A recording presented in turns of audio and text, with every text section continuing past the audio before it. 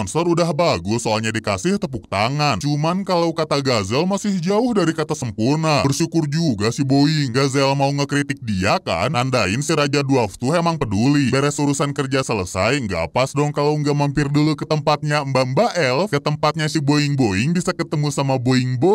Nggak lupa goblin-goblin yang datang juga disapa sama Mbak Elf. Langsung tersipulah Gupta. I love you. Ara. Di dalam udah ada Kaijing sama para dwarf yang mesen tempat buat mereka. Pokoknya malam ini mereka habisin buat senang-senang. Malahan Gupta aja sampai pingsan saking senengnya. Nggak lama pesta selesai juga. Mereka nggak boleh ketahuan sama ciwi-ciwi. Sayang Shuna sama Sion udah tahu mereka dari tempatnya Mbak Elf soalnya dikasih tahu goblin yang namanya Gobzo. Aku kan ditanya jadi aku kasih tahu aja. Tolong Silau tolong. Pasti dwarf-dwarf yang ngajak pesta juga ikut dikasih hukuman. Kalau ciwi-ciwi udah marah gini cuma satu yang bisa dilakuin cowok-cowok. Tolong ampuni hamba. Supaya lebih meyakinkan, aku minta maaf ya. Shuna sama Sion gak tahan sama kegemoyan si Boing, tapi Rimuru tetap dikasih hukuman makan masakannya Sion selama seminggu. Di tempat lain ada Yom yang lagi keliling ke desa-desa. Simba penyihir yang namanya Miuran ini pengen ikut gengnya Yom. Dibilang gak butuh member baru sih, apalagi kalau cuma cewek yang kelihatan lemah. Tapi ternyata Miuran bisa ngalahin si pahlawan dengan gampang, yang akhirnya si penyihir dibolehin masuk ke gengnya Yom. Dia juga diajak mampir ke kota Rimuru. Dikenalin dulu ke Shuna Sion, terus keliling-keliling ngeliat kota. Katanya sih si Boing lagi nyamperin murid-murid di kota lain dan sebentar lagi bakalan balik. Makanya warga kota mau bikin festival buat nyambut kepulangannya. Kota di negara Jura Tempest ini tuh emang lebih maju daripada negara lain. Contohnya punya pos yang ampuh. Gak heran lah bakal jadi inceran negara lain. Miuran kasihan sih udah manfaatin Yom buat nyusup ke sini. Mereka lanjut ke lapangan ngeliat murid-muridnya Hakuro yang baru beres latihan. Miuran dikenalin ke yang lainnya sambil bilang mbak ini tuh penyihir kuat. Grusius pede bisa ngalahin si cewek, cuman ujung-ujungnya dia dikubur juga. Ngeliat kehebatannya mbak penyihir, Gupta punya ide licik buat ngalahin guru mereka. Ayo kita latih tanding PO. Master, udah bosan hidup ya kalian. Sebenarnya udah ada perangkap buat ngubur kayak Grusius tadi. Tinggal mancing Hakuro buat kesana. Sempet dibantuin Miuran pakai jurus lumpur, tapi si kakek emang cepet banget yang akhirnya bisa ngalahin mereka dalam sekejap. Hakuro bener-bener ngasih pelajaran ke para murid supaya jangan macem-macem. Apalagi jangan sampai pakai cara curang buat ngelawan Rimuru. Si Boing sendiri sih lagi ngobrolin bisnis sama Mjolnir. Mereka udah makin mantap buat saling dagang. Mana jalur dagang lewat hutan Jura bikin untung banyak negara. Jura Tempest juga terus ekspansi dengan ngadain perjanjian keamanan sama kerajaan Blue Moon. Gak perlu takut deh kalau nanti ada serangan dari negara lain. Cuman Rimuru emang harus waspada, soalnya diem-diem kerajaan Falmouth nyiapin rencana licik. Mereka ngerasa keancam sama Jura Tempest yang sedikit-sedikit ngambil alih pasar mereka. Iri dengki bilang, bos, kerajaan Falmouth pengen ngancurin negara monster itu, tapi nggak bisa sembarangan juga. Takutnya malah dimusuhin sama negara lain. Disitulah perwakilan dari gereja barat nyaranin kerajaan Falmouth ngirim orang ke sana buat bikin kerusuhan. Kalau sampai ada monster yang nyerang, otomatis kerajaan Falmouth sama gereja barat bisa ngancurin Jura Tempest. Jadilah penyihir kondang yang namanya Razen ngutus 3 orang Jepang yang dipanggil ke dunia ini buat bikin onar. Pasukan kerajaan juga disiapin buat ngebantuin. Nggak perlu waktu lama buat ngegerakin mereka ke Jura Tempest. Soe yang lagi jaga ngelapor masuknya pasukan kerajaan Falmouth. Urusan kerajaan Falmouth belum selesai, tiba-tiba ada pesan dari Albis yang bilang Yurazania bakal perang lawan Milim. Satu persatu masalah mulai muncul, tapi yang bakal jadi pemicunya tuh orang suruhannya kerajaan Falmouth. Cewek yang namanya Kirara ini ngaku-ngaku dicolek sama Gobzo. Kamu ya Chabs, monster biadab pasti muncul di anime sebelah kan? Aku nggak ngapain aku. Kirara malah pura-pura jatuh biar Gobzo kelihatan jelek di mata para pengunjung. Apalagi teman-teman si cewek yang namanya Kyoya sama Sogo juga manas-manasin. Cuman sebelum suasana makin ricuh, Gupta datang dan ngajak Gobzo minta maaf. Dia percaya sih sobatnya itu nggak bersalah, tapi tetap harus minta maaf supaya nggak nambah masalah. Sebenarnya alasan Gupta percaya tuh dia tahu tipe ceweknya Gobzo, yang gitar Spanyol kayak Sion kan?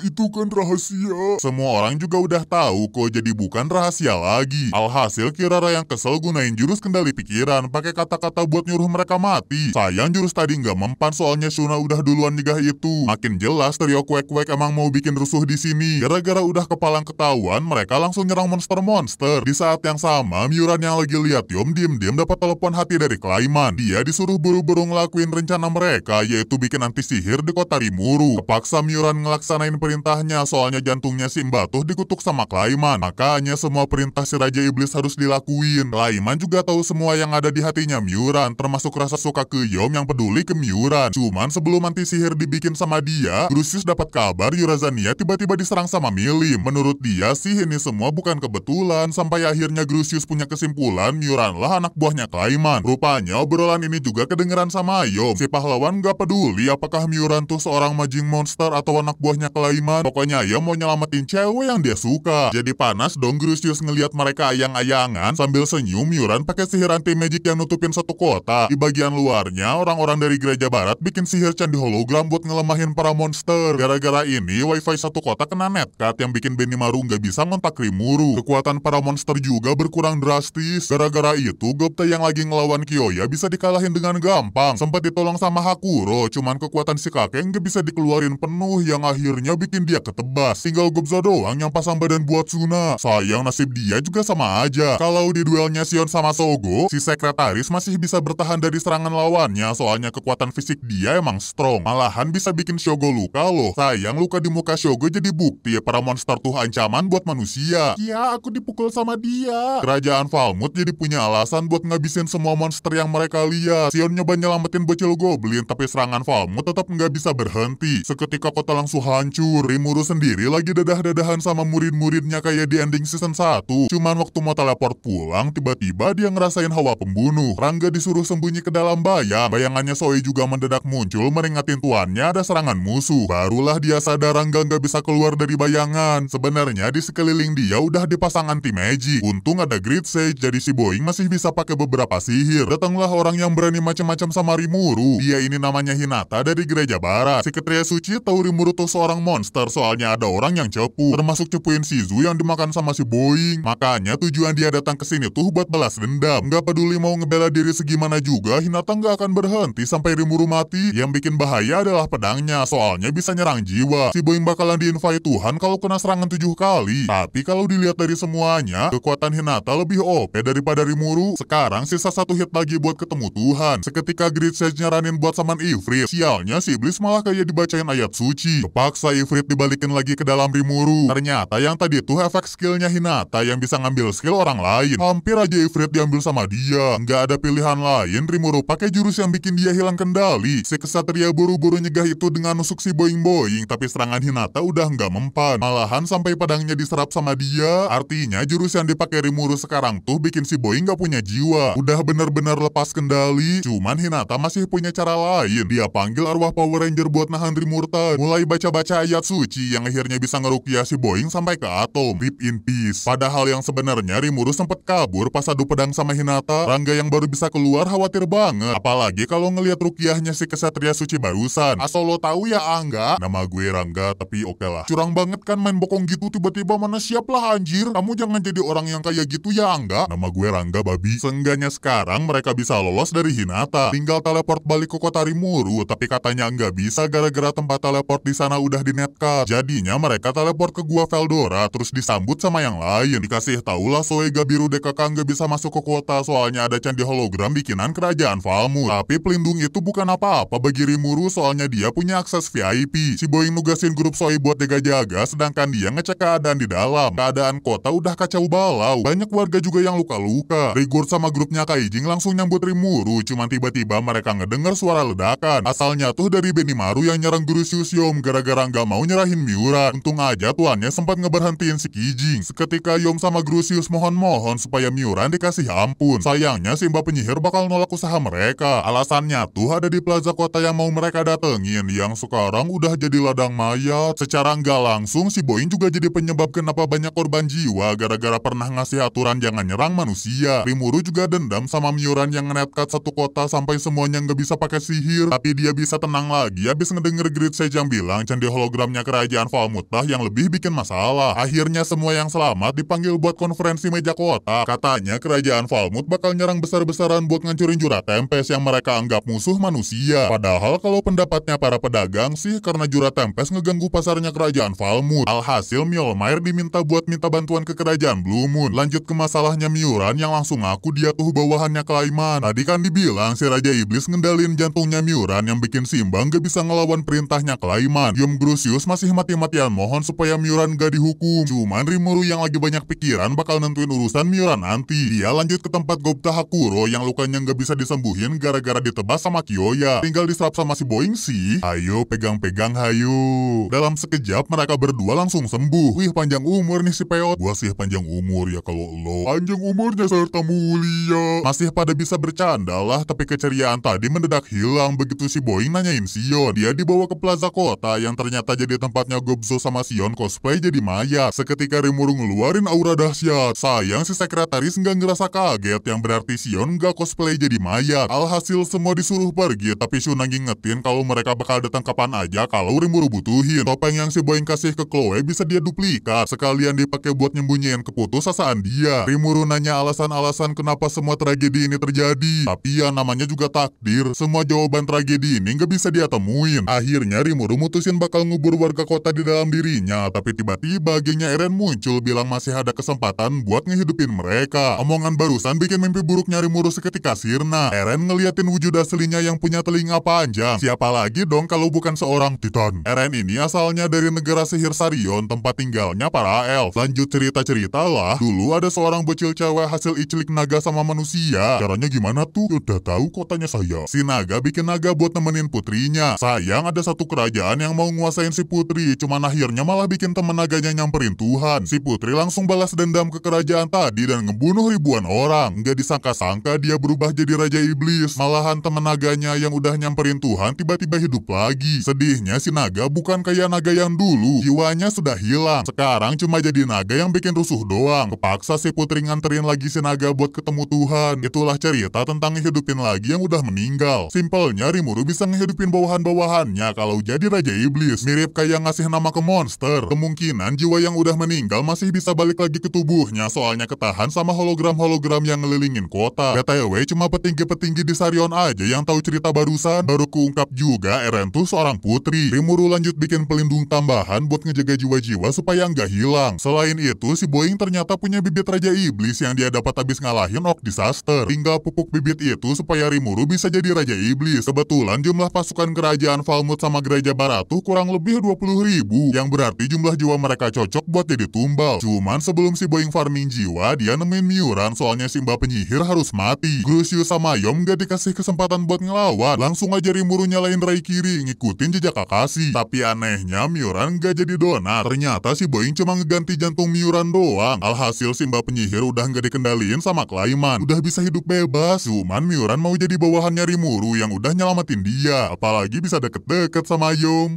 Gak perlu dikasihanin ya goblok. Alah, paling manusia cuma hidup bentar. Nikmatnya NTR. Dasmu NTR. Nggak lupa si Boing minta Yom buat jadi Raja Falmouth yang baru. Soalnya tuannya ini mau ngebantai semua pasukan Falmouth yang nyerang ke sini supaya bisa jadi Raja Iblis. Alhasil semuanya dikumpulin lagi di konferensi meja persegi panjang. Aku mau jadi Raja Iblis loh. Hening. Hah, Raja Iblis? Berisikan. Intip. Konferensi meja trapesium ini juga jadi kesempatan Rimuru buat nyeritain semuanya. Mulai dari dia yang reinkarnasi jadi Boing-Boing, ketemu sama para goblok, sampai akhirnya bisa nyatuin semuanya jadi Jura Tempest. Masa lalunya Rimuru juga yang jadi alasan kenapa monster-monster nggak boleh nyerang manusia. Rimuru pengen bikin tempat di mana manusia sama para monster bisa hidup damai. Si Boing-Boing minta maaf soalnya aturan itu malah bikin monster-monster sengsara. Bukan salahnya Tuan Rimuru kok. Ini salah saya sebagai jenderal. Enggak gara-gara saya yang nggak becus jaga kota. Bukan, ini gara-gara saya yang nggak lihat mereka datang. Ini salah gue. Udah woi, malah pada debat Segitu marahnya jadi gini bro. Intinya semua kesalahan dari tiap orang udah bikin kota Rimuru hancur. Sekarang semuanya nyatuin tekad buat ngedukung impiannya Rimuru yang mau bikin kota ramah manusia monster. Nggak peduli gimana pun masa lalu tuan mereka. Ih, seneng deh. Tapi pertama-tama kerajaan Falmouth sama gereja barat harus mereka lawan dulu. Mereka bakal dibagi jadi beberapa kelompok. Ada yang bakal ngancurin batu akik supaya candi hologramnya bisa hilang. Shuna sama Miuran bakal bikin lapisan pelindung tambahan buat ngejaga jiwa-jiwa. Sedangkan si Boing sendiri bakal farming jiwa-jiwa musuhnya. Pertama-tama Benimaru sendirian ngebantai musuh-musuh di pos 1. Dia yang udah nahan amarahnya dari kemarin-kemarin gak nyisain seorang pun musuh. Alhasil batu akik pertama berhasil dihancurin. Geng Gabiru yang nyerang pos lain juga bisa ngebantai lawan-lawan. Tinggal pertahanannya dihancurin sama Gabiru. Soe nyerang diem-diem yang bikin mereka berhasil ngancurin batu akik yang lain. Sekarang tinggal grup nyari Guru Gopta Hakuro Guild pergi ke batu akik terakhir. Ternyata mereka dihadang sama Kyoya Sogo. Dua goblin lokal ini sih tugasnya ngurusin para kroco, sedangkan misalkan Gold by One ngelawan Shogo, terus Hakuro bakal rematch lawan Kyoya. Di duel fire gini, si kakek nggak akan kalah dari bocil kencur. Mau diserang tiba-tiba atau pakai jurus tipuan pedang juga nggak akan bisa ngimbangin kekuatan Hakuro. Apalagi kalau si kakek udah ngebuka mata Rikudo Senin, semua serangan Kyoya bisa dihindarin. Kyoya punya mata yang bisa bikin apa yang dia lihat jadi lebih lambat sih, tapi itu bakal jadi bumerang buat diri sendiri, soalnya tubuhnya nggak bisa ngimbangin kekuatan matanya. Jadi begitu dikurban sama Hakuro, Kyoya bakal ngerasain sakitnya perlahan-lahan. Situasi di tempatnya Guild juga sama. Udah ngebuff kayak Bagong pun, Shogo nggak bisa ngalahin Bagong beneran yang bisa munculin ular-ularan. Efeknya bikin busuk semua yang digigit sama si ular. Shogo makin dibikin ketar-ketir pas ngelihat Hakuro yang bawa oleh-oleh buat dia. Wah, ya, wah, diam dulu. Wah, kira Ryan dari tadi AFK di tenda langsung dihabisin sama Shogo supaya dia dapat skill baru. Jadi bisa nyembuhin diri sendiri. Nyerang teman sendiri tuh hal yang dibenci sama mereka. Makanya meski Shogo punya skill baru, Guild nggak akan ngasih ampun. Malahan skill barunya Shogo bikin dia tambah sengsara, soalnya tubuh dia bakal langsung sembuh. Ngebadut mulu sih. Sialnya waktu mau dihabisin tiba-tiba muncul Razen si penyihir kondang nyelamatin anak buahnya. Guild juga nggak bisa ngedeketin soalnya ada perangkap sihir. Meskipun Razen sama Shogo berhasil kabur, seenggaknya tujuan mereka buat ngancurin batu akik bisa selesai. Shiona sama Miura langsung bikin lapisan pelindung begitu candi hologramnya mulai hilang. Semua rencana berjalan lancar. Paling yang di luar rencana tuh Razen yang nyelamatin Shogo. Tujuan sebenarnya sih buat ngamanin tubuh Shogo, terus tubuhnya bakal diambil alih sama Razen. Kombinasi penyihir kondang sama petinju sekelas Muhammad Aldi bakal jadi kombinasi mematikan. Cuman kalau di hadapan Rimuru yang bikin area anti sihir terus pakai jurus bernama Megiddo, jurus yang munculin tetesan air segede butiran debu, pasukan musuh nggak akan ada yang bisa selamat. First double kill. Triple kill. Savage. Raja Valmut yang ketakutan cuma bisa hi.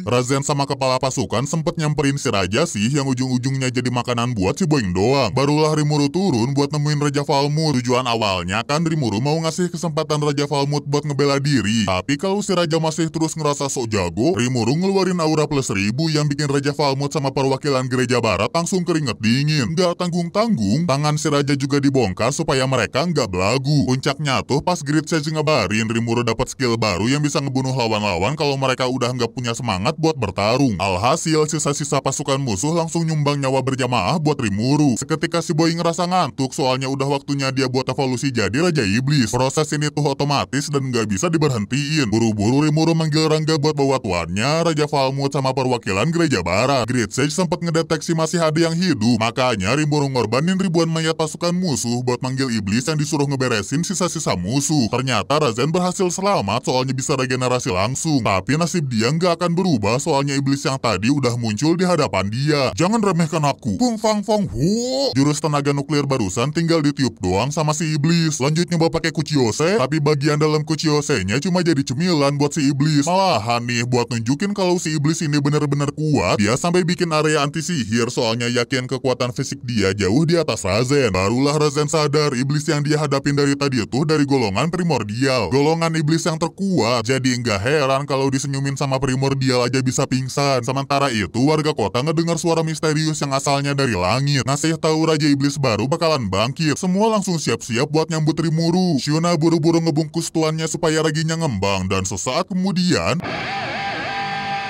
Rimuru langsung diproses buat jadi Raja Iblis. Walau sempat ada gagalnya, akhirnya semua kekuatan dia meningkat pesat. Salah satunya Great Sage yang sekarang berubah jadi Raphael. Semua bawahan-bawahan dia juga bakal ikutan evolusi. Raphael yang lagi ngambil alih tubuhnya Rimuru nyuruh Benimaru tenang soalnya semua bakal diurusin sama dia. Raphael langsung ngumpulin jiwa-jiwa orang yang udah meninggal terus siap-siap buat dimasukin lagi ke tubuh masing-masing. Sebenarnya jiwa yang dibutuhin buat ngehidupin semuanya masih kurang sih. Makanya si Iblis Hitam nawarin dua bawahannya buat jadi tumbal. Mereka juga tersanjung karena bisa berguna buat Rimuru. Kalau begitu saya permisi. Mundur. Lihat itu siapa? Kenal nggak kamu? Nggak setelannya hitam-hitam gitu. Dulu pernah viral kan? Bener ya mirip si itu? Mirip Limbad. Oh, tenan. Sekarang semua persiapan buat ngehidupin orang udah komplit. Tinggal masukin jiwa mereka masing-masing yang akhirnya bikin Sion bisa login lagi. Raphael langsung balik ke mode boing-boing. Lewat beberapa hari, Raphael ngabarin Rimuru proses jadi Raja Iblisnya udah beres. Si boing-boing bangun di bawah boing-boing.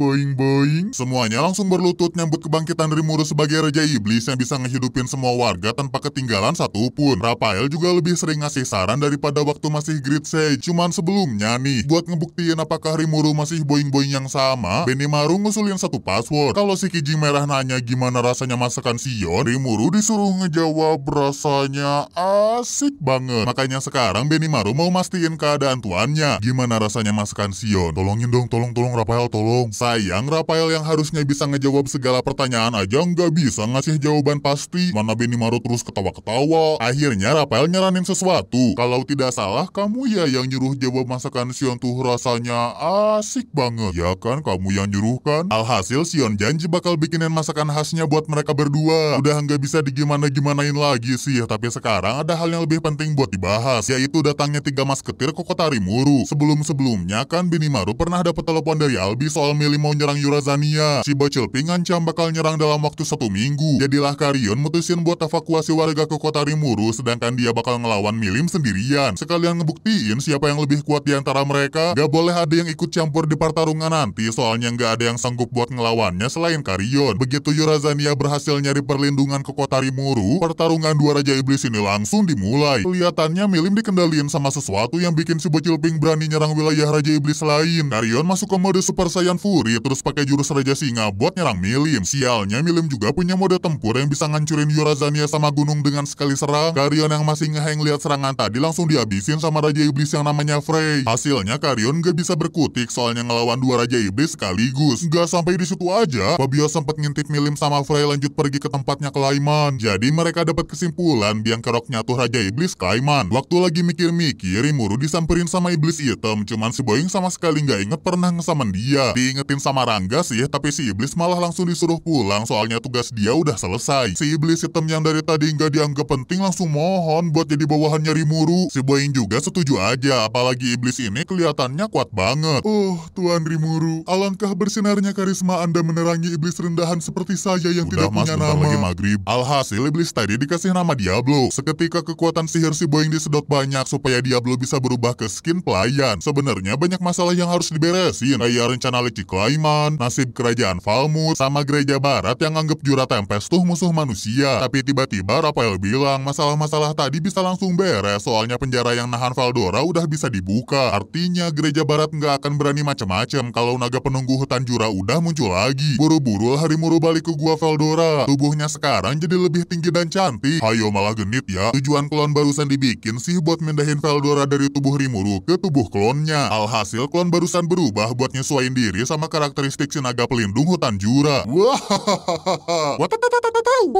saya adalah pemain catur Jepang terbaik. Lo tuh naga ya kocak. Walau jadi agak perik gitu, akhirnya 2 sahabat ini bisa kumpul lagi. Nggak akan ada yang bisa deh ngelawan 2 orang ini. Veldora disuruh ngecilin aura sihir dia supaya nggak bikin yang lain takut. Cuman si Bang Skui ini malah sengaja ngeliatin aura naga dia. Makanya waktu balik ke kota, para warga langsung mastiin keadaan tuan mereka. Takutnya Rimuru kenapa-kenapa, mumpung pada ngumpul nih. Rambut aku bagus enggak ya? Yang bener dong. Ulang-ulang. Kenalin semuanya, ini Veldora. Orangnya emang pemalu tapi enggak malu-maluin. Disapa aja kakak Veldoranya, nanti bakalan disapa balik. Jadi tunggu apa lagi? Hari Senin harga naik. Sales njir. Gak ada yang percaya kalau si pirang tuh Veldora. Tapi abis ini muncul terus ngasih hormat, baru semua pada percaya. Rigurt nanya ada hubungan apa di antara mereka. Langsung aja dijawab Veldora. Malu-maluin anjir. Ungkap deh penjaranya Veldora dibukain sama si slime overpower. Jadi nggak heran si Boing-Boing bisa muncul di waktu yang sama ilangnya Veldora. Perkenalan murid baru udah selesai. Berarti udah waktunya mereka pesta-pesta, soalnya udah berhasil ngatasin masalah yang panjang. Semuanya kelihatan happy di pesta ini. Kecuali Benimaru sama Rimuru yang bakal disuguhin masakannya Sion. Udah jelas lah bentuknya bakalan absurd. Jangan diliatin terus, nanti keburu dingin. Ini masaknya gimana sih? Kok bisa bawang sebulat-bulat gini langsung dimasak? Yosoyo kan kalau masak pakai ini. Masak tuh pakai otak anjir. Mau segimanapun marahnya Rimuru, tetap aja dia sama Benimaru harus makan masakannya Shion. Yang anehnya rasanya Mamma Mia. Ternyata si sekretaris dapat skill baru. Semua masakan yang dia bikin rasanya bakalan enak walaupun bentuknya aneh-aneh. Seenggaknya mereka udah nggak akan mati gara-gara masakannya Shion. Beres pesta-pesta selesai, semuanya ngumpul di kantor RW buat dikenalin sama Diablo. Shion ditunjuk buat ngajarin Diablo segala hal tentang sekretaris. Mereka lanjut ngobrolin rencana selanjutnya, di mana bakal ngelawan Klaiman sekaligus ngebantuin Yurazania. Tiba-tiba datang Fuse nih mau ngebantuin, yang padahal urusan perang sama Falmouth udah beres. Bukan cuma dia aja, rombongan Gazelle juga datang begitu ngedengar Rimuru jadi Raja Iblis. Ternyata ada satu rombongan lagi dari negara Elf Sarion. Cuman begitu si Boy ngenalin diri, ketua rombongan Elf yang namanya Elalu langsung mau nyerang Rimuru. Untungnya digagalin sama Eren. Baru keungkap kalau sebenarnya Eren tuh putrinya si ketua rombongan. Tujuannya bukan nemuin Eren sih, tapi sama kayak yang lain, yaitu buat mastiin Raja Iblis kayak apa Rimuru. Sekali lagi semuanya dikenalin satu-satu sebelum mulai rapat kelurahan. Gak lupa Veldora juga dikenalin. Jelas pada syok lah, malahan View sampai pingsan. Alhasil para pemimpin mau briefing dulu, jelasin semua dalam 5 kata. Jadi gini ya kan, aku tuh udah lebih woi. Ujung-ujungnya diceritain nih dari waktu anime Tensura bentuknya masih dalam novel. Bentar kejauhan. Pokoknya singkat cerita, si slime yang asalnya manusia meninggal terus ke isekai, terus temenan sama Veldora, terus ngehidupin warga kota, terus Veldora bisa bebas. Terus jir pada ngelag. Kebangkitan Veldora ini nggak bakalan bisa disembunyiin. Cuman si Boy emang niat mau nyebarin rumor bangkitnya si Naga supaya negara monster Jura Tempest nggak diremehin lagi sama yang lain. Buat lebih lengkapnya, mereka ngelanjutin rapat kelurahan mumpung Fuse juga udah sadar. Yang dibahas pertama tuh ancaman dari gereja barat, khususnya Hinatashi ke Satria Suci. Semua negara bakal segan kalau ngehadapin dia. Hehehe, serahkan saja padaku. Ah yang benul, jangan sok jagoan ya kamu. Sudah sewajarnya orang kuat melawan yang kuat. Maksud anda saya itu lemah ya? Udah malah pada gelutan. Padahal Veldora juga pengen ikutan ngerusuh. Buat sementara, mereka nggak akan nyari masalah sama gereja barat. Walau Rimuru kepikiran sama omongan Hinata tentang ada yang cepuin identitas si Boeing, termasuk Shizu yang dimakan Rimuru. Kemungkinan besar sih si Yuki, soalnya cuma dia yang tahu insiden itu. Tebakan tadi kayaknya bener, soalnya Yuki emang ada main sama para badut. Mereka pada mau kerja sama, soalnya Yuki ngebantuin pemimpin badut-badut. Meskipun sekarang jadi cewek kasih, dulu om-om sekarang hode. Si Mbak ini namanya Kagari. Aslinya dia mantan Raja Iblis yang namanya Kazarim, sekaligus pimpinan para badut juga Klaiman. Dulu dia kalah ngelawan Leon, makanya sekarang nasibnya jadi seorang hode. Laplas lanjut ngasih laporan waktu dia nyelidikin gereja barat. Gak dapat info apa-apa, soalnya keburu dikalahin sama pendeta yang bisa pakai jurus laser darah. Harusnya jurus itu cuma bisa dia pakai sama Raja Iblis vampir bernama Valentine. Jangan-jangan ada konspirasi kalau sebenarnya si Raja Iblis tuh pendeta di gereja barat. Si badut kepikiran satu cara nih buat mancing Valentine keluar dari gereja barat, yaitu nyuruh Klaiman milim Frey buat ngadain Walpurgis. Sempat ngerumpinya Raja Iblis. Nggak lupa si Raja Iblis diperingatin jangan terlalu keenakan, jangan ngerasa sok jago karena bisa ngendalin milim. Jadi kena mental dong kalau dibacotin kayak gitu. Padahal sebelumnya Klaiman udah yakin bisa ngontrol milim sesuka hati. Jadi alasan milim berpihak sama Klaiman tuh kan waktu main ke tempatnya Frey, mau ngeliatin hadiah dari Rimuru nih ceritanya. Frey si Raja Iblis Langit masangin kalung pengendali buatannya Klaiman. Frey juga kepaksa ngebantuin dia soalnya diancam negaranya bakal diserang. Otomatis Klaiman jadi punya 2 Raja Iblis yang bisa dia perintah sesuka hati, termasuk buat ngadain Walpurgis. Gara-gara itulah pas rapat kelurahan diadain tiba-tiba Ramirez datang. Tapi jangan nabrak juga dong mbak. Ternyata si Pri mau ngasih tahu Jura Tempest bakal dihancurin. Ramirez yang terus bacot ditangkap sama Diablo sambil dikenalin ke yang lain. Gak pada kaget sih ngelihat si Raja Iblis ini, soalnya udah ngelihat Veldora. Apa lu kata? Veldora udah bangkit, sama gue juga satu hit. Veldora?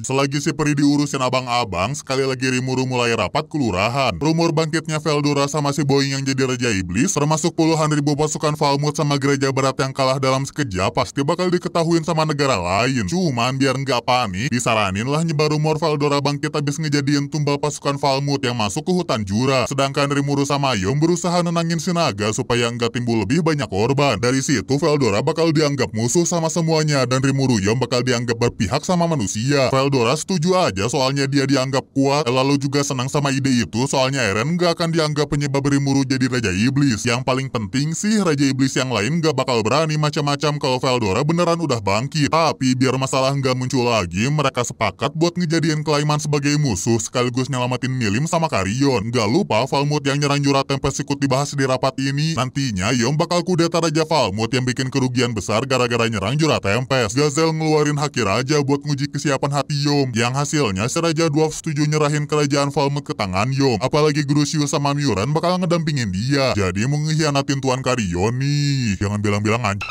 Satu persatu masalah terus dibahas dengan lancar. Lalu sempat mastiin apakah Rimuru ini berbahaya buat makhluk-makhluk di bumi atau enggak. Tapi habis ngedenger impian si Boeing yang pengen bikin negara harmonis di mana manusia sama monster bisa hidup berdampingan, barulah si perwakilan elf ini mau kerjasama. Bareng juga sama negara-negara yang lain, khususnya buat ngelawan Clayman. Rapat kelurahan siang ini udah beres dan bakal dilanjut sama makan-makan nanti malam. Rimuru baru keingetan sama Rimiris yang malah kasihkan baca manga. Bawahannya si peri yang namanya Beretta, yang pernah dibikinin sama si Boeing itu loh juga ikutan datang. Bos tadi datang ke sini mau ngasih sesuatu kan? Gak tahu lupa. Nanggung lagi seru anjir. Oh jadi mau di spoiler nih ya. Siap 86. Akhirnya Ramirez ngasih tahu Jura Tempest bakal dimusnahin sama para Raja Iblis. Clayman kan ngusulin ngadain Walpurgis. Nanti para Raja Iblis tuh bakal nentuin apakah Rimuru si selain Raja Iblis harus dimusnahin atau enggak. Walpurgis juga bakal ngebahas Carrion yang dianggap berkhianat soalnya nyerang hutan Jura. Sedangkan Rimuru dianggap bersalah gara-gara ngebunuh Muran bawahannya Clayman. Tapi saya yang namanya Muran, Tuan Carrion juga nggak berkhianat, Bu. Waduh.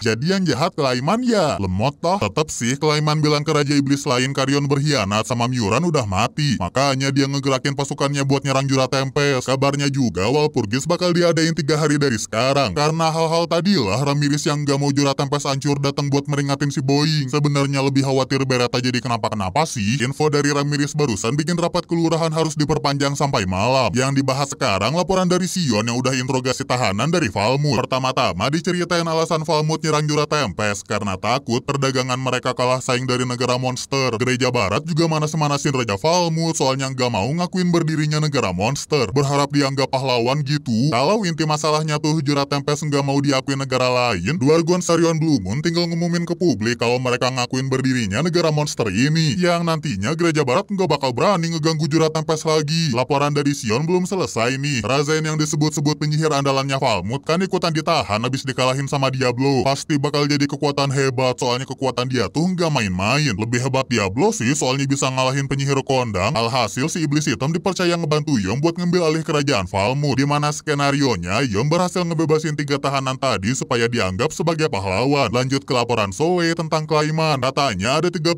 pasukan Clayman ditambah beberapa pasukannya Milim bakal nyerang hutan Jura. Cuman kalau ngelihat jumlah segitu doang gak akan bisa menang ngelawan Jura Tempest. Yang anehnya Clayman juga nggak mimpin langsung pasukannya, tapi diserahin ke petinggi di negaranya yang namanya Yamza. Jadilah Rimuru dapat kesimpulan, tujuan sebenarnya Clayman tuh bukan nyerang Jura Tempest, tapi nyerang sisa-sisa rakyat Urazania. Yang tujuan akhirnya biar dievolusi jadi Raja Iblis yang lebih kuat. Bener-bener nggak ada pertahanan di sana, jadi cocok banget buat diserang. Lebih parahnya lagi, lokasi mereka udah deket sama Urazania. Tiba-tiba Raphael ngasih ide nih buat nyelamatin sisa rakyat Urazania. Biasanya nggak bakal mungkin pakai alat teleport kalau yang pindahnya tuh orang-orang biasa. Cuma monster-monster kuat aja yang bisa. Disinilah Raphael kerja dengan bikin pelindung sihir gitu supaya orang biasa bisa diteleport. Artinya sisa rakyat Urazania bisa dievakuasi ke Jura Tempest dalam sekejap. Akhirnya ide barusan jadi penutup rapat kelurahan hari ini. Tapi gengnya Rimuru masih mikirin cara buat berhadapan langsung sama Clayman. Kepikiran buat ikutan nimbrung ke Walpurgis sih. Ramirez juga mikir nggak apa-apa, tapi cuma dibolehin bawa 2 bawahan doang.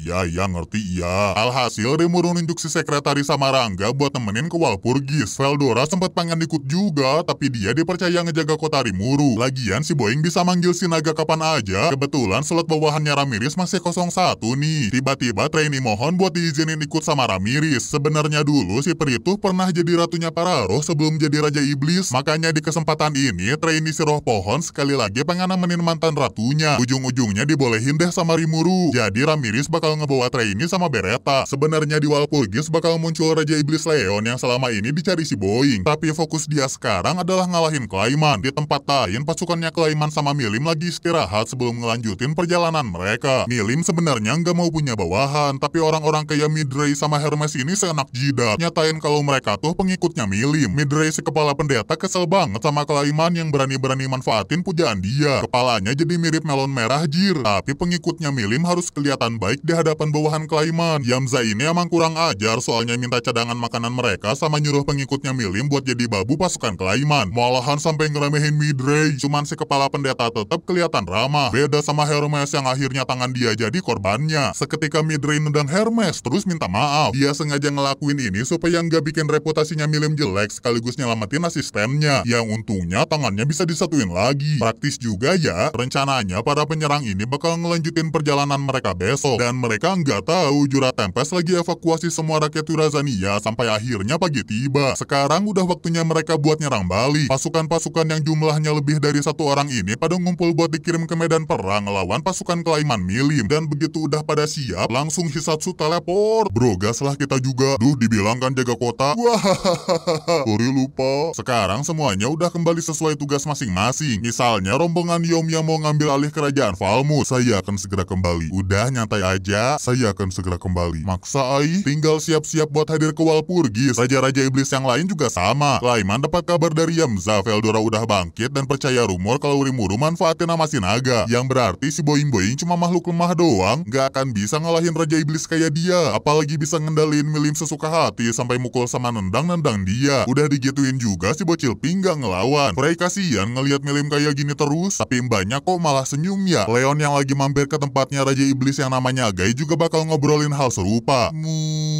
Wayar Yuge. Sebenarnya Gai ini bisa berubah jadi cewek atau cewek sih. Mereka lanjut ngobrol buat menghangatkan suasana. Ya tempat salju gini gimana nggak dingin anjir? Obrolan mereka nggak jauh beda dari Clayman yang dicurigain soalnya bisa temenan sama Milim Frey sampai ngadain Walpurgis. Masalah Carrion duel sama Milim atau Rimuru yang seorang selain bisa jadi raja iblis. Bangkitnya Veldora juga ikut diomongin. Tiba-tiba mbak yang namanya Velder datang gara-gara ngedenger itu. Dia ini naga es yang sebenarnya kakaknya Veldora. Mereka ngerasa aneh sih. Veldora yang dikenal sering bikin ribut semenjak kebangkitannya malah nggak ada kabar lagi. Tapi yang bikin lebih Leon penasaran tuh emang si Boing-Boing. Leon punya teori nih. Bisa aja penjara Veldora dilepasin sama Rimuru. Malahan sebenarnya Rimuru lah yang ngebantai kerajaan Falmouth. Eksperimennya Leon yang manggil orang-orang dari dunia luar kesini juga jadi terancam. Soalnya Rimuru pernah nyembuhin anak-anak yang tubuhnya nggak stabil habis disamen. Ngedenger itu semua, Gai ngerasa Walpurgis kali ini bakal seru. Balik ke tempatnya Rimuru, si Boing nyiapin badan buat Trainee supaya si Dryad bisa keluar dari hutan Jura. Buat temenin Ramirez ke Walpurgis. Beres persiapan ini selesai, dia lanjut meriksa persiapan Benimaru di medan perang. Tempat mereka bakal perang sama pasukan Clayman tuh tempat tinggalnya Ok dulu yang bikin Geld jadi semangat. Pokoknya si Boing gak usah khawatir. Apalagi Benimaru punya skill baru yang bikin dia bisa nyusun strategi dengan Vini Vidi Vici. Malahan dia ngusulin mumpung pasukan Clayman lagi di luar sama pemimpinnya bakal datang ke Walpurgis. Ini tuh kesempatan bagus buat nyerang markas Clayman. Soei Hakuro sih yang diutus ke sana, cuma tiba-tiba Shuna pengen ikutan. Bahaya aja kalau mereka sampai dikendaliin sama Clayman. Makanya Shuna yang jago sihir kekeh pengen ikut. Lapor tuan.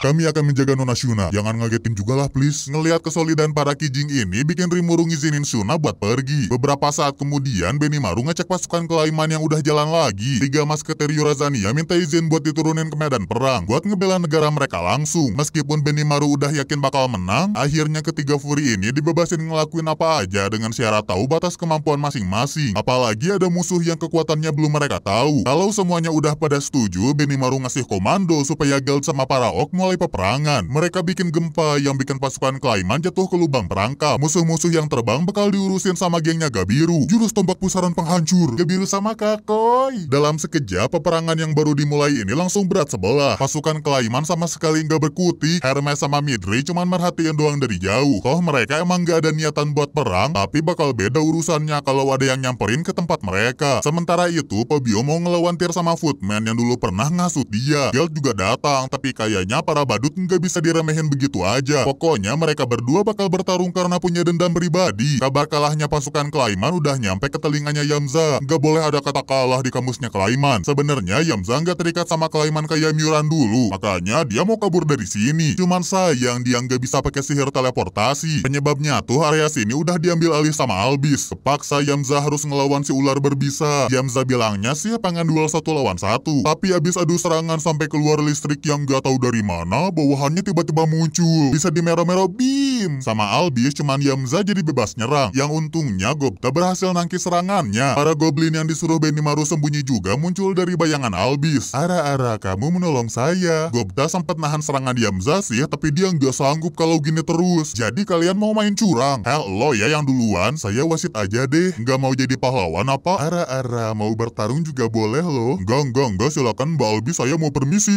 Akhirnya duel Albis sama Yamza bakal diulang lagi dari nol ya. Beda sama pertarungan di tempatnya Gabiru Sofia. Si Furimacan kesusahan ngelawan Midray, sedangkan Gabiru berhasil ngalahin Hermes. Berhubung tinggal sisa bertiga, Sofia muji kehebatan Midray yang akhirnya bikin mereka sadar kalau Om Botak ini tuh bukan bawahannya Klaiman, tapi pemujanya Milim. Si kepala pendeta juga aslinya bukan manusia, tapi ras naga kayak Gabiru yang fisiknya udah berubah. Ras dia ini udah nggak bisa balik ke bentuk naga, cuman kekuatan bolehlah diadu. Apalagi kekuatan bisa meningkat kalau pengalaman bertarungnya semakin banyak. Makanya supaya teman baru dari negara tetangga semakin kuat, Midray nyuruh Gabiru Sofia buat nyerang barengan. Sayang si Om Botak bukan tandingan mereka. Yang botak kok pada OP sih anjir. Cuma modal ngejegal kaki aja Midray udah bisa ngalahin Gabiru Sofia. Pertarungan sepihak kayak gini juga ada di duelnya Albis Yamza. Tadinya bawahan Klaiman ini mau curang dengan pakai artefak khusus buat bikin bayangan dirinya. Tapi begitu Albis nunjukin wujud gelutnya, hahaha, mampus kalian. Musuh-musuh yang ada langsung dikalahin. Baru ditatap doang artefaknya Yamza seketika hancur yang bikin bayangannya hilang. Pasti diserang sama listrik juga dong biar terkejut. Yamza udah nggak bisa ngegerakin lagi tangan kakinya. Asalnya dia mau nyerah supaya nyawanya diampunin, tapi ternyata tangannya dikendaliin Klaiman buat makan bola misterius yang tiba-tiba ada di tangan dia. Bola barusan bikin tubuhnya berubah dan nyerap orang-orang di sekitar. Baru kelihatanlah Yamza berubah jadi Karibdis. Midray juga ngerasain aura bangkitnya ikan terbang. Makanya semua yang tepar disuruh pakai sihir penyembuh. Sering. Kami juga atur nuhun. Karibdis ini cuma tiruan. Paling sehari juga bakal hilang, tapi tetap harus buru-buru dihabisin. Takutnya si ikan terbang nyerap mayat-mayat di medan perang dan jadi makin kuat. Mereka juga tahu kalau Yamza yang jadi tumbalnya. Alhasil semuanya nyatuin kekuatan buat ngelawan Karibdis. Albis masih usaha sekuat mungkin ngelawan si ikan terbang, tapi dia dimarahin sama Benimaru yang baru datang sambil nebas Karibdis. Nggak cuma nyegah Karibdis pakai regen super, si jenderal yang makin kuat bisa ngabisin si ikan terbang dengan sekali serang doang.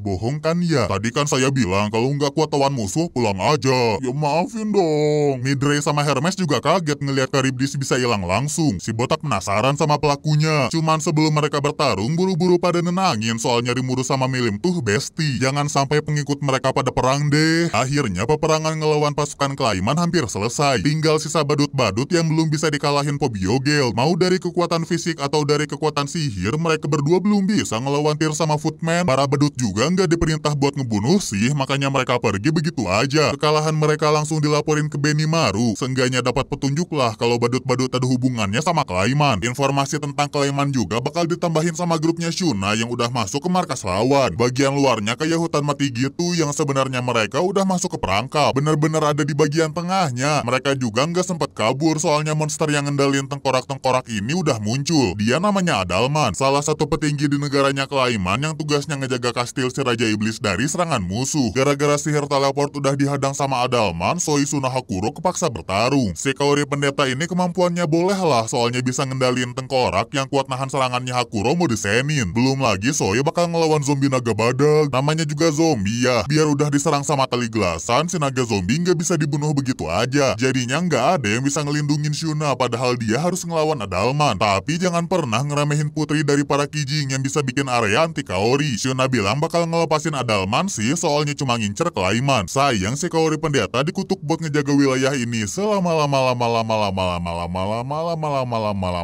Serangan-serangan Adalman bisa dipatahin Shuna. Apalagi dia nggak ngira kalau si putri yang seorang monster bisa pakai jurus elemen suci. Sebenarnya dulu si Kaori pendeta juga bisa pakai sihir elemen itu, tapi sempat murtad gara-gara keinginan dia nggak dikabulin dikabulin sama Tuhannya. Berkat ceramah Mama Shuna tentang percaya ke Tuhannya, kayak Shuna yang percaya ke Rimuru, alhasil Adalman yang seorang Kaori bisa lagi pakai jurus elemen suci. Sayang Shuna bisa ngambil alih jurusnya dia buat ngebebasin Adalman sama yang lainnya dari wilayah terkutuk ini. Bukan ngirim para Kaori ke alam lain sih, tapi bikin mereka bebas pergi kemana aja. Makanya pada mutusin pengen ketemu sama sosok yang Shuna percayain. Biarkan kami bertemu dengan dewa Anda. Tuan Rimuru bukan dewa sih, namanya Tuan Rimuru ya. Sungguh nama yang indah untuk dewa agung. Padahal aslinya sih boing-boing. Mereka yang udah jadi teman dipandu Adalman masuk ke kastilnya Klaiman. Pertarungan di sini akhirnya selesai. Sebentar lagi waktunya Rimuru hadir ke Walpurgis. Sempat ditanyain nih Raja Iblis tuh ada siapa aja. Yang diingat Veldora cuma Raja Iblis vampir yang dulu pernah dia lawan. Kabarnya Raja Iblis vampir itu udah diganti sama Valentine. Nggak lama kemudian muncul gerbang sama pelayan rambut hijau yang nganterin mereka ke Walpurgis. Dada si gue cuma mau namatin mangga aja. Di tempat Walpurgis sudah ada gaya yang bakal mimpin pesta rumpi ini. Disusul sama Raja Iblis lain bernama Dagrul, Raja Iblis Valentine sama pelayannya yang auranya lumer-lumer, Raja Iblis Dino, dilanjut Raja Iblis Frey bareng pengikutnya yang pakai topeng Raja Singa. Pastinya Leon juga hadir di sini. Sempat adu bacot dulu lah khususnya tentang Shizu. Cuman obrolan mereka berhenti begitu Milim sama Klaiman masuk. Apalagi Klaiman berani-beraninya mukul Milim yang bisa disebut sepuhnya Raja Iblis. Jelas bikin Rimuru ngamuk dong lihat bestinya digituin. Walpurgis kali ini dimulai sama Klaiman yang langsung mojokin Rimuru sama Karion. Difitnah Karion ngehasut Valmut supaya nyerang Jura Tempest yang bikin si Boing jadi Raja Iblis. Yang ujung-ujungnya Rimuru jadi backingannya Karion. Belum lagi Miuran yang Klaiman bilang nyusup buat nyari kebenaran juga dihabisin sama Rimuru. Karena hal-hal itulah Milim mau ngebantuin Klaiman kayak ngancurin Yurazania. Rimuru sendiri dikasih giliran buat ngebela diri. Jelas ditolak semualah omong kosong bualan Klaiman tadi. Kenyataannya kan Miuran masih hidup. Malahan Rimuru punya bukti yang bisa jadi Karibdi sama badut-badut yang mihak dia. Gini nih yang namanya bukti deh. Masih usaha buat ngibul dengan bilang si Boing manfaatin Veldora ngebantai Valmut buat jadi Raja Iblis. Makanya buktinya mana? Gara-gara Klaiman terus bacot, Rimuru ngilangin meja rumpi. Sebenarnya Klaiman dari tadi nyoba pakai kendali pikiran ke para Raja Iblis yang bikin Rimuru kesel sampai nendang kursi. Pokoknya di Walpurgis kali ini si Boing nekenin dia bakal ngelawan siapa aja yang berani macem-macem. Apalagi Klaiman yang udah dianggap musuh. Alhasil para peserta Walpurgis bakal jadi saksi pertarungan antara Klaiman sama Rimuru. Pasti Milim disuruh ikutan dong. Klaiman juga niat bertarung kok, tapi baru ditonjok Sion aja udah babak belur. Punya regen super jadi langsung sembuh. Akhirnya semua munculin pengikut masing-masing. Rimuru yang kalah jumlah asalnya mau minta Beretta buat ikut gelut, tapi Gai keburu bikin arena buat mereka. Nggak ada yang bisa keluar masuk tanpa seizin dia. Keadaan Rimuru makin sulit soalnya Milim udah gerak. Semuanya benar-benar sibuk sama lawan masing-masing. Ngeliat ini Ramirez pengen ikutan ngebantuin Rimuru. Apalagi Beretta yang emang disaban sama Rimuru buat jadi penjaganya Ramirez juga pengen balas budi. Jadinya Beretta dibolehin gabung asalkan si penjaga nanti harus milih mau jadi pengikutnya Ramirez atau Rimuru. Langsung dijawab bakal setia ke Ramirez soalnya Rimuru punya bawahan yang lebih kuat daripada dia. Gai yang asalnya dari ras iblis langsung tahu Primordial Item udah jadi bawahannya si Boing. Masuknya Beretta ke arena gelut ngebantu banget sih. Jadi Rimuru nggak perlu khawatirin keadaannya Sion. Dia bisa fokus minta Raphael nyari cara buat ngelepasin kendali pikiran Milim. Cuman Raphael bilang Milim nggak kena sihir apa-apa. Ngakunya bisa jawab pertanyaan apa aja, disuruh nyari ginian doang nggak bisa. Disaranin nyedot kekuatan Milim tapi ternyata nggak ngefek. Malahan sekarang Rimuru kena perangkap. Tinggal berapa senti lagi kena tinju. Untung Veldora muncul yang nahan pukulan Milim. Nying sakit anjing. Alasan Veldora tiba-tiba muncul di sini tuh cuma pengen minta mangga volume baru. Ini naga kok jadi wibu sih? Maksud lo apa? Mana volume barunya mana? Biarpun si naga wibu ngeselin, si Boing tetap bisa selamat berkat dia. Volume barunya bakal dikasihin kalau Veldora mau ngelawan Milim. Weh keponakan, aslinya dia sama Milim memang saudaraan, tapi bukan waktunya ngebahas itu. Hati-hati dia dikendaliin. Nggak ada sihir dikendali, semoga berhasil. Dengerin apa? Jadinya para pemilik kekuatan naga bakal saling bertarung, sedangkan Rimuru mau ngebantuin Angga dulu. Kedengeran rubahnya Klaiman minta tolong, yang berarti dia juga dikendaliin. Seketika Rangga disuruh nahan musuh yang lain, sementara si Boing ngelepasin kendali Klaiman. Alhasil rubahnya balik kecil lagi, jadi bisa dielus-elus deh.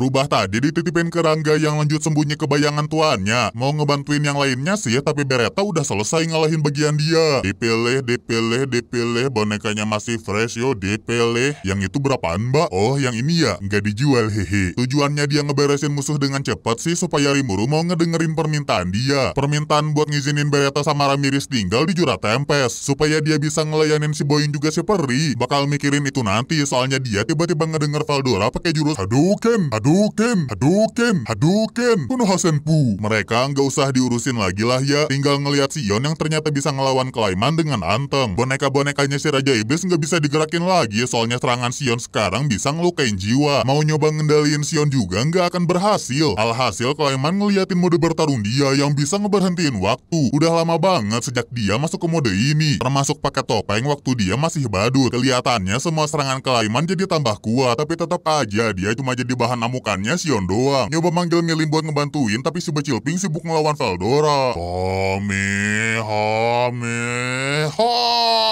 Clayman gak bisa minta bantuan Milim. Frey yang di luar arena juga gak bisa masuk. Alhasil Clayman nyuruh Milim pakai jurus ulti yang bisa ngebunuh semua orang di sini. Ogah pada kaget dah semua, soalnya selama ini Milim tuh gak dikendaliin. Selama ini cuman pura-pura doang buat ngejebak Clayman. Makanya Veldora sama Raphael bilang Milim baik-baik aja. Rasa syok ini bikin Clayman gak sengaja ngakuin semua perbuatan dia. Clayman juga tambah kena mental begitu tahu Carrion masih hidup. Frey Milim Carrion udah sekongkol buat ngejebak dia. Nggak cuma dikibulin aja, Clayman harus nanggung malu soalnya dikalahin Sion dengan gampang. Gak ngebuka arena bertarung karena Clayman udah nggak bisa gerak. Udah nggak ada yang bisa dilakuin Clayman si Raja Iblis yang selalu manfaatin orang. Di akhir hayatnya, Clayman cuma diliatin sama orang-orang yang dia anggap bisa dia kendaliin sambil keingetan temennya. Clayman juga keingetan sama para bedut yang lain. Pastinya dia nggak akan lupa sama orang yang jadi awal dari semua rencana dia, yang ternyata adalah Yuki yang ngusulin ide ngebangkitin Raja Iblis Kazarim supaya Yuki dan para badut bisa nguasain dunia. Semua ingatan barusan bikin Clayman ngubah energi kehidupan dia jadi bahan buat evolusi ke Raja Iblis yang lebih kuat. Kali ini giliran Rimuru buat nyelesain semuanya ngelawan badut gila. Kelihatannya Clayman mau kabur pakai ledakan di serangan berikutnya, tapi tetap rencana itu gagal. Belum lagi Rimuru niru jurus Nyaga yang bikin mereka harus bertarung. Clayman ngeliatin jurus terkuatnya, tapi bisa diserap begitu aja sama si Boing. Sebenarnya Clayman tuh rasa monster yang disebut Batman. Jiwanya bisa keluar dari tubuh dia terus ngerasukin tubuh lain. Cuman Rimuru nggak akan ngebiarin itu. Dia dihajar habis-habisan sampai mau ngaku siapa orang-orang yang bersekongkol sama dia. Sayangnya Clayman tetap nggak mau bilang apa-apa. Akhirnya Rimuru bilang ke para Raja Iblis lain kalau dia bakal ngabisin Clayman. Dan kalau nggak ada yang protes, perlahan dia disedot ke dalam tubuhnya Rimuru supaya jiwanya nggak gentayangan. Masalah panjang gara-gara Clayman akhirnya selesai juga. Semua Raja Iblis pun ngakuin Rimuru tuh salah satu dari mereka. Yang kelihatan protes ya paling Valentine, tapi dia langsung diem pas dideketin Veldora yang malah ngajak ngobrol pelayannya. Milim juga ikut-ikutan nimbrung yang akhirnya jadi ketahuan lah si pelayan tuh Raja Iblis Valentine yang asli. Ya maaf aku nggak peka kan nggak tahu. Jadinya Valentine bohongan yang namanya Roy disuruh buat balik ke markas, soalnya tadi Clayman sempat ngelirik ke mereka pas lagi pidato. Mereka juga ngomongin Kazarim yang sempat disebut sama Clayman. Mantan Raja Iblis tuh seorang deadman juga, yang berarti bisa aja dia masih hidup dan ngerasukin orang lain. Ya emang hidup lagi jadi hode sih. Cuman Milim bilang Rimuru nggak perlu khawatir, toh dia juga udah jauh lebih kuat. Walpurgis dimulai lagi dari awal. Isu pengkhianatan Carrion sama Rimuru yang jadi Raja Iblis sudah selesai. Tiba-tiba Frey bilang mau ngundurin diri dari jabatan Raja Iblis. Sadar diri aja gitu dia tuh nggak sekuat Raja Iblis lain, apalagi abis ngeliat pertarungan Rimuru barusan. Sebagai gantinya Frey mau jadi bawahan Milim. Lagian si Bocil juga perlu ada yang ngurus kan. Carrion ikut-ikutan bilang mau jadi bawahan Milim soalnya dia udah kalah waktu duel kemarin-kemarin. Milim nggak bisa nolak karena udah ngeratain Yurazania.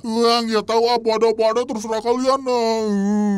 Kalau emang pada setuju, gak ngebiarin Frey Carrion ngelepasin jabatan Raja Iblis mereka. Raja Iblis yang asalnya 10 orang tinggal sisa 8 orang, yang berarti mereka perlu sebutan baru. Susah banget nentuin nama bagi mereka. Alhasil Veldora ngusulin biar si Boing-Boing aja yang ngasih nama, pakai didukung sama teman-temannya lagi. Jadilah dia diminta Gai buat namain kelompok Raja Iblis baru ini. Kasih nama yang bagus ya. Om Burhan jangan om. Kepaksa deh Rimuru mikir keras supaya namanya cocok buat semua. Untungnya dia ngeliat bintang kecil di langit Walpurgis yang ngasih ide nama Oktagram, sesuai sama 8 orang Raja Iblis. Seketika usulan nama itu diterima sama semuanya. Akhirnya Walpurgis kali ini ditutup sama ditentuinnya nama Oktagram sebagai sebutan baru buat para Raja Iblis. Di tempat lain, Laplas lagi nyusup ke tempatnya Valentine. Dugaan si vampir sebelumnya emang bener, soalnya si badut masih nyari hubungan gereja barat sama Valentine. Nggak disangka dia ketemu sama Hinata yang lagi patroli. Otomatis kabur dong, cuman di luar Laplas malah ketemu sama Roy. Diceritain kalau Clayman udah meninggal yang jadinya bikin si badut ngamuk. Roy yang pernah pura-pura jadi Valentine aja sekarang dipukul-pukulin. Malahan jantungnya bisa dihancurin dengan gampang yang bikin Roy jadi log out. Kekuatan Laplace tadi muncul dari emosinya dia, soalnya begitu sulit. Lupakan Clayman. Kejadian barusan jadi penutup buat anime Tensura season 2. Sekarang semua ngelanjutin hidup kayak biasa, ngumpul-ngumpul sama para pengikut, atau siap-siap ngambil alih negara. Pastinya Rimuru si Slime Overpower juga bakalan bisa hidup santai buat beberapa saat bareng sama orang yang berharga bagi dia. Tapi santainya nggak akan keterusan sampai season-season depan kan? Bakal ada bertarung-bertarungnya lagi kan? Masa udah jadi Raja Iblis kerjaannya cuma rapat doang?